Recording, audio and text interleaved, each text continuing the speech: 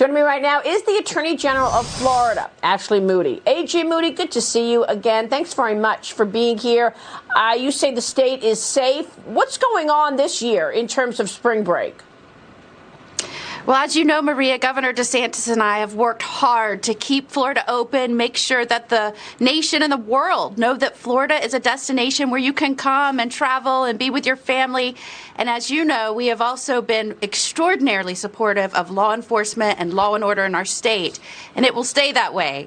But what we're seeing is as we've attracted folks to come into Florida, we're hitting record tourism rates as we rebound from the COVID-19 pandemic. Not all folks coming to Florida have good intentions. And so we've had to work closely with law enforcement throughout the state and make sure that our cities and counties know that those that come here need to be prosecuted and held responsible if they plan to harm Floridians. Yeah, accountability is key. Ashley, is there anything you want to say to parents this morning who are watching and perhaps worried that their kids are planning a trip for spring break in the coming weeks? What should parents understand about doing spring break this year? Well, as you know, Maria, I am also a parent.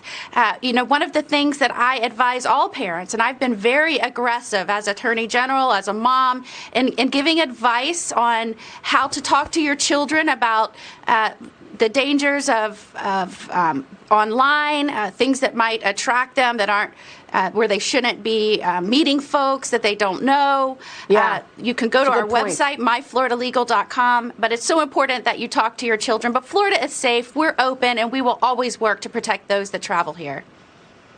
And you had a big victory this week in Florida. CVS, Teva Pharmaceuticals, and Allergan agreeing to pay Florida a combined $860 million.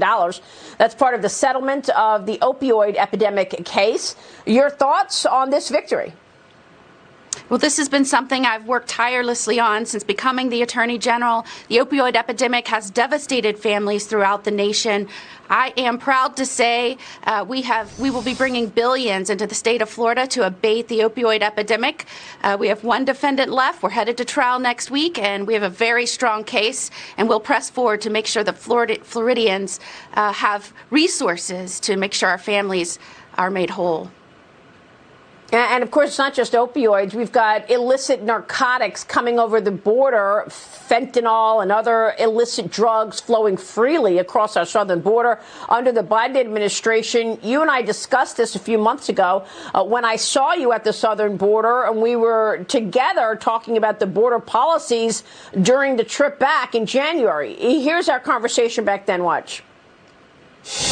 America says we have fundamentally changed immigration policy within the United States, and we're doing more in 22. What they've done is they've built their own criminal organization. They need their own gang sign at this point because they are facilitating and accommodating the human trafficking cartels, the drug cartels.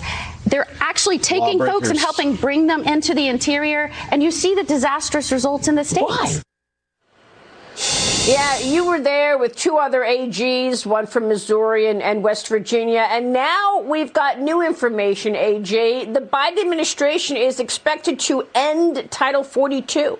This was an important border policy under the Trump administration. Are you expecting things to get worse now that Biden is reversing Title 42 expected next month? Thank you so much for focusing on this issue. Americans need to understand that the border, the porous border, the open border, is directly contributing to lives lost in our state.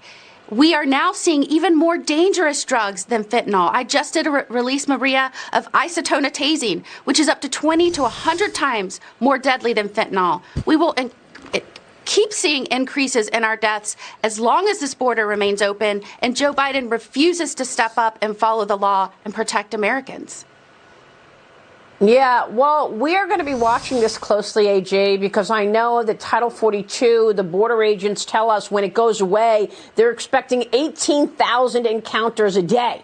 OK, we've been looking at 7,000 people getting apprehended every day at the southern border. They're telling me that it's going to be 18,000. Ashley Moody, thanks very much for weighing in. I know you've said it many times. Every state is a border state when you consider the kind of illicit drugs coming into this country and landing in other states. AG Moody, good to see you. Thanks very much.